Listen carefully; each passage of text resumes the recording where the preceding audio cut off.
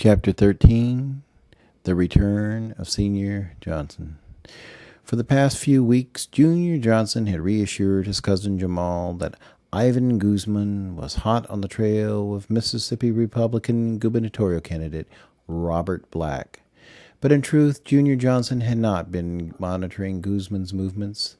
The job of puppeteering the family's grow houses and meth labs and other revenue enhancers, staffed by current and past parolees of Harris County, was a full-time job, as well as other full-time job. Deputy Supervisor of Community Supervision for Harris County had suddenly consumed more of his time. Several of the community supervision offices have been disabled in the Houston bioterrorism attacks in the past few years. The agency had hustled to establish a number of smaller offices scattered around Harris County. Decentralization would render the Department of Community Supervision bulletproof, or so it would seem on the drawing board. 12 dispersed offices would be harder to disable than 5 dispersed offices. Only a nuclear strike or a really smart computer hacker could disable HCCS now. But the movement and reorganization drained Junior Johnson. His family's interests required him to watch all the pots boil, especially now that his brother and father were not actively employed in the department. And Lafayette, Junior Johnson's sometimes labile wife, did not suffer the pains of gestation in silence. Guzman had moved off Junior Johnson's radar. Junior Johnson had an inkling that Guzman was following the wrong target. He often referred to the mark as the bitch, but he suspected that Guzman was just insulting the man he was assigned to eliminate. At any rate, there just was not time for Junior Johnson to connect the dots. "It's going to be Sunday, guaranteed," Junior promised. "Guaranteed," Jamal repeated flatly.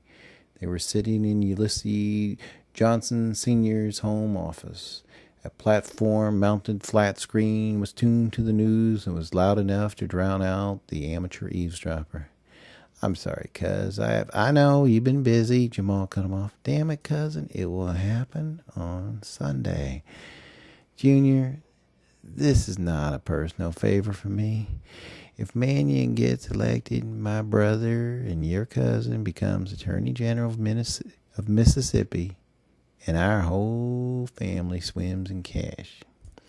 Look, we had a backup team.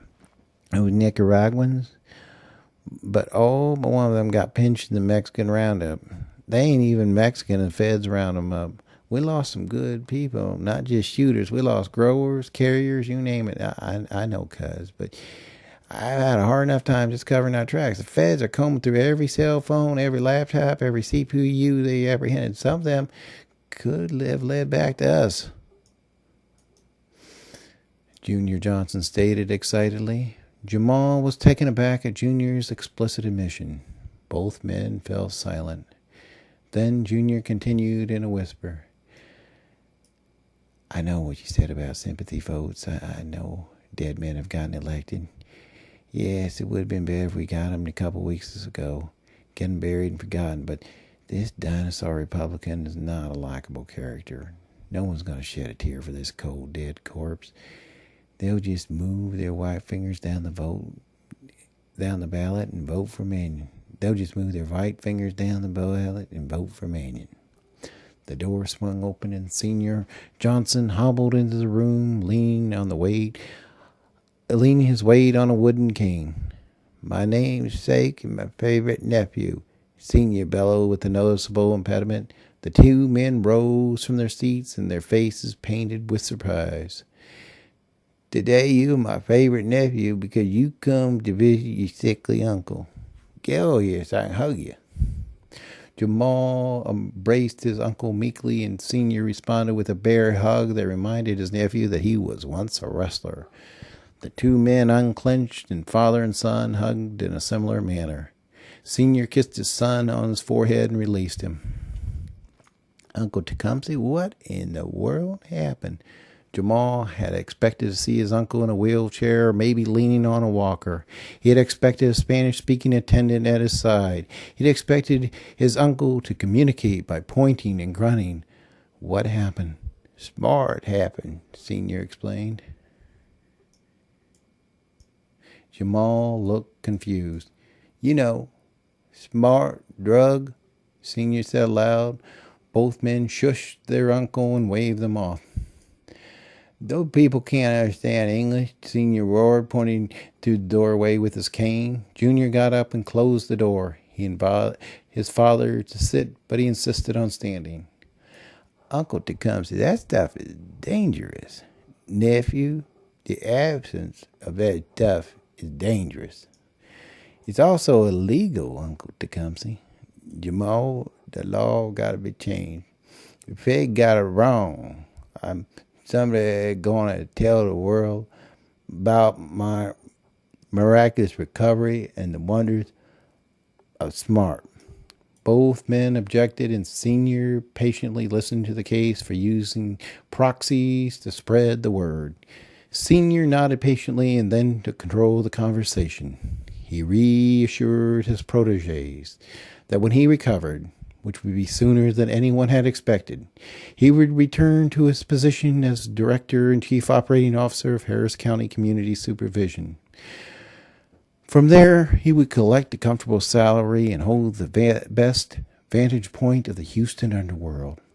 He would see to it that Junior was granted a leave of absence which would allow him to devote full times to matters unmentionable. Junior Johnson's cell phone rang, and Senior commented, "Be careful of that damn cancer box. That caused my stroke." The three men briefly discussed the pitfalls of radio devices, and then Senior pulled an upright chair close to the two younger men who were seated perpendicular to one another. He now spoke deliberately in a quiet tone. He assured the men that he would devote sufficient time to his duties of chairman of Available, and their franchises would spread across Texas like wildfire. Senior then looked directly at his son, who sat on the tan love seat. He softened his voice to a whisper. "I've always gone out of my way to avoid any display of favoritism with my kids. But when you and Fayette bring that baby home from the hospital, we'll have the biggest, fattest celebration in the history of Texas." All three men teared up, and June rose and hugged his father again. They were interrupted by a gentle rap on the heavy wooden door. "Mr. Johnson," a timid voice summoned from behind the door. "Doesn't he know what a closed door means?" Junior Johnson roared as he stood. Senior asked his son to calm down and let him address the neophyte. Junior opened the plus-size door silently and stepped out of the way so his father could address the untrained servant. "Mr. Johnson, will you eat in the dining room?" "No, young man, I will eat in the kitchen." The servant thanked Senior, and Junior closed the door gently. "I'll speak to him later," Junior continued. "It's hard to be grouchy when you come back from the dead." Junior and Jamal smiled. "Why don't you eat with us, Daddy?" Senior explained that he still had trouble chewing and swallowing, and he did not want to distract his guests from the enjoyment of fine cuisine. "Meatloaf, mashed potatoes, green beans, and corn. Very best dinner ever invented." "How would you know, Daddy? Those are the only four things you ever ate."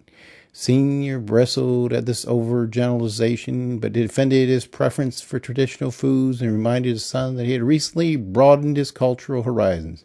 "Your mother and I ate pizza last night." A genuinely surprised Junior Johnson clutched his heart.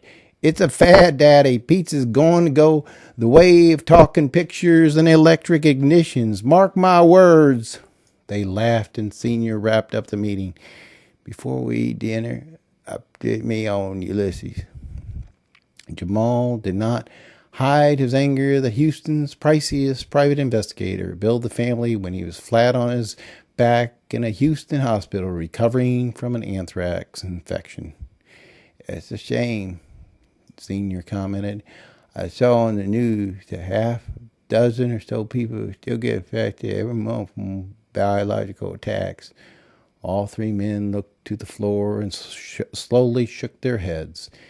Damn Mexicans, Jamal declared. It was the Arabs, Junior insisted. Never mind who did it. Where's Ulysses? Junior did a lot of explaining to say, I don't know. Senior nodded and then summarized. You're a good brother. You did your best. But Ulysses did not trust you. It's not your fault. He's mentally ill. It's not your fault. He's paranoid. He paused.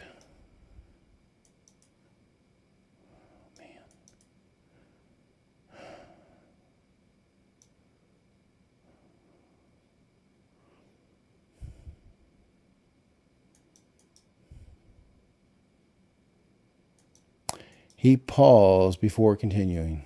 But for some reason, Ulysses always trusts me. We'll let him know that I recover like I want to help him. If I can get back from the grave, Ulysses can come back from Mars. He hugged his nephew once more and then hugged his son and closed the meeting with a hopeful comment. I just want my family together.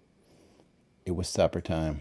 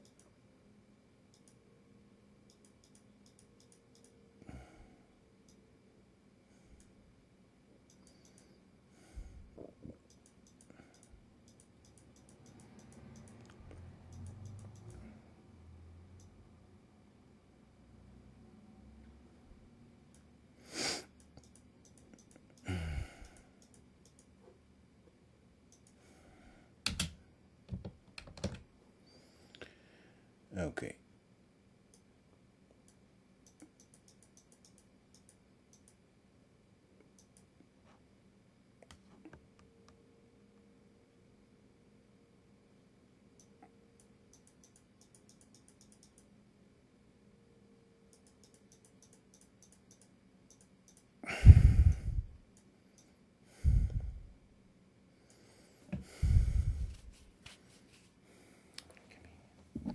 Convenience store.